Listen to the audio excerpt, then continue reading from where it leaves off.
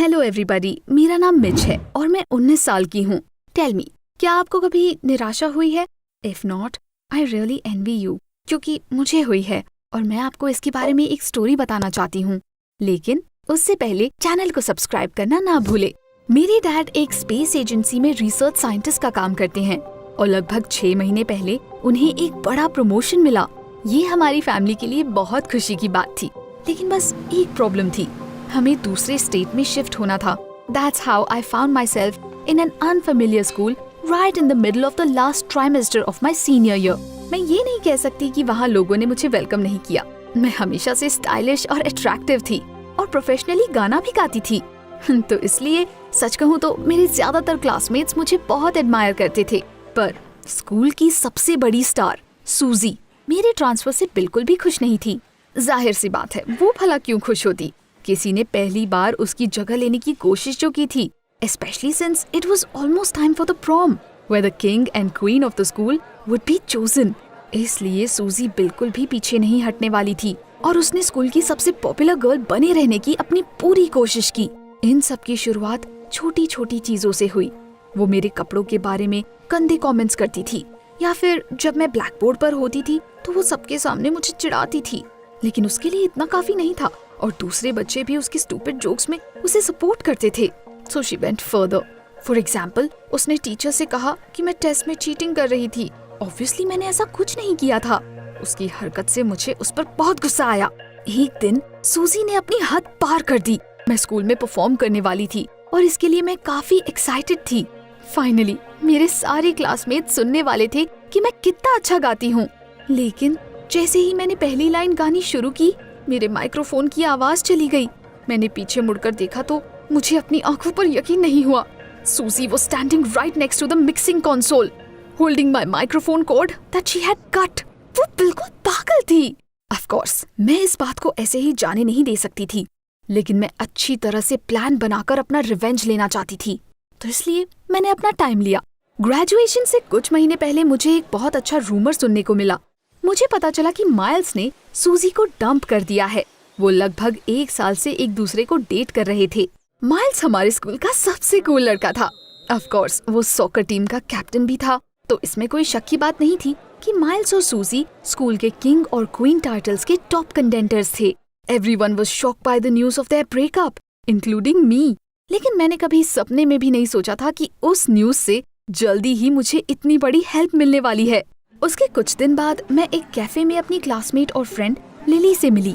उसने मुझे एक ब्रिलियंट आइडिया दिया। Mitch, can't you see the way he's looking at you? उसने मुझसे पूछा। वो किसके बारे में बात कर रही थी? पहले तो मुझे समझ नहीं आया कि वो क्या बोल रही है। Miles, obviously. He has a crush on you. शायद इसलिए उसने सूजी के साथ ब्रेकअप कर लिया। लिली ने कहा। मुझे अपने कानों पर यकीन नहीं हो रहा था।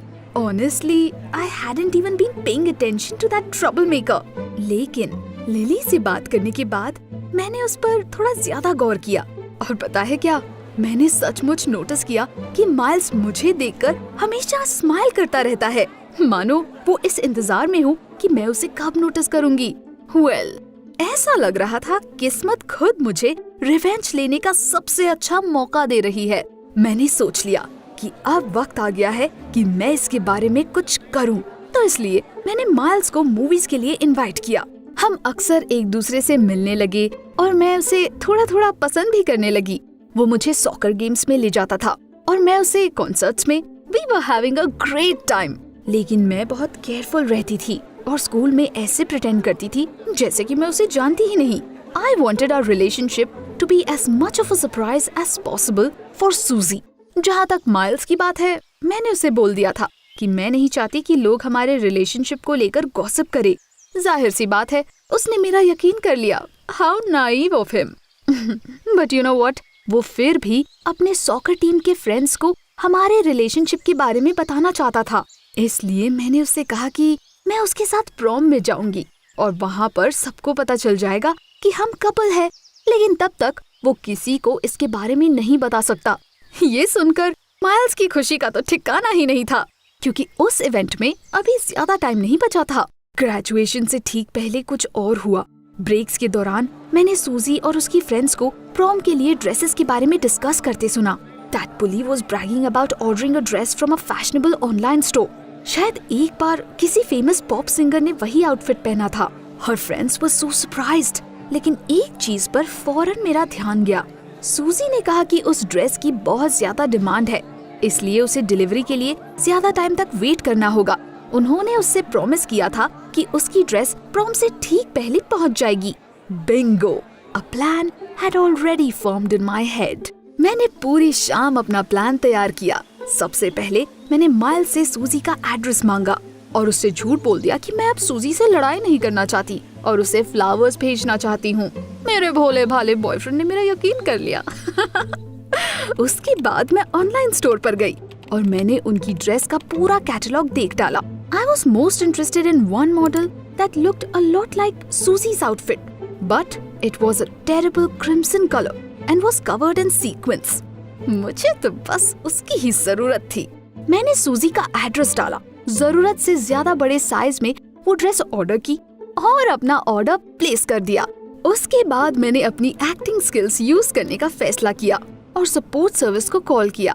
I introduced myself as Susie and explained in a pitiful tone that I had ordered the wrong dress by mistake.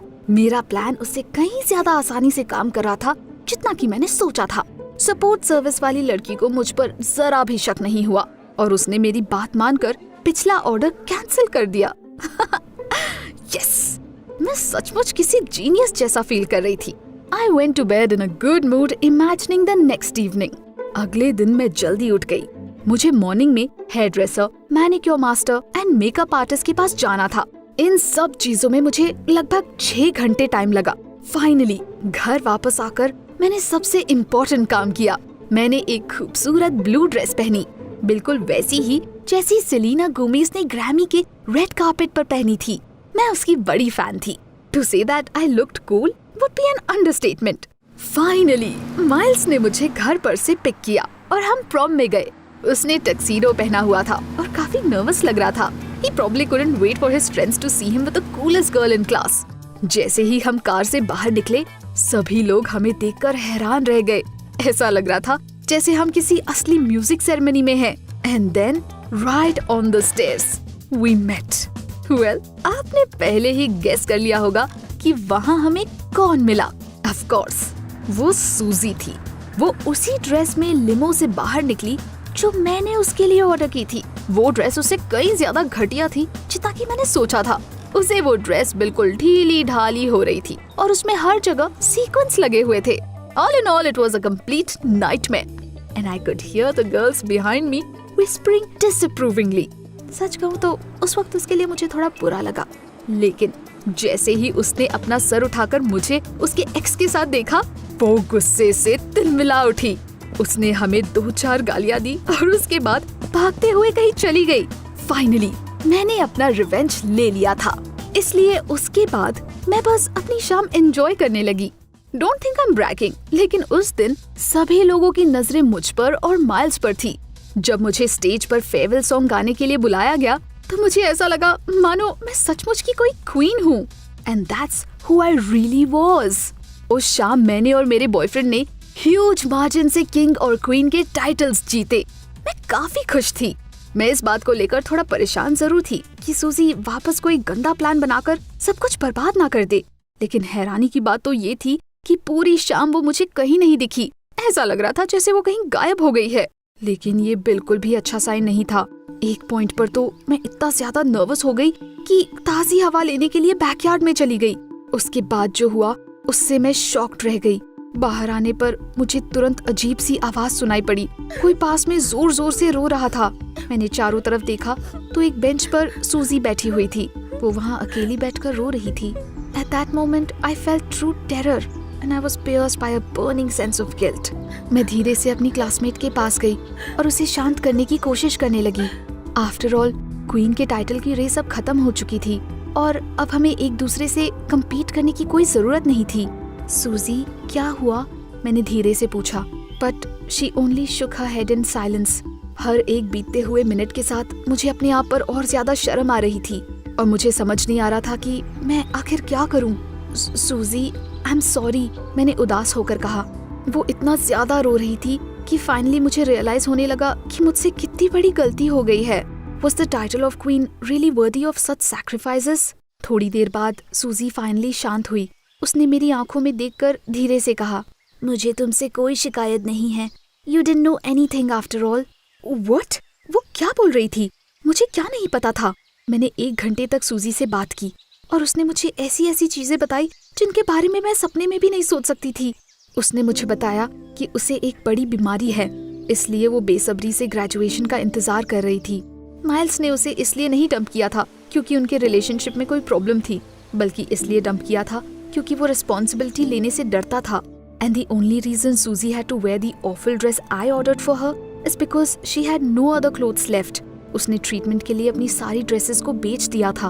उसकी बात सुनकर मुझे अपने कानों पर यकीन नहीं हुआ। I swear, I was ready to do anything to make it up to her.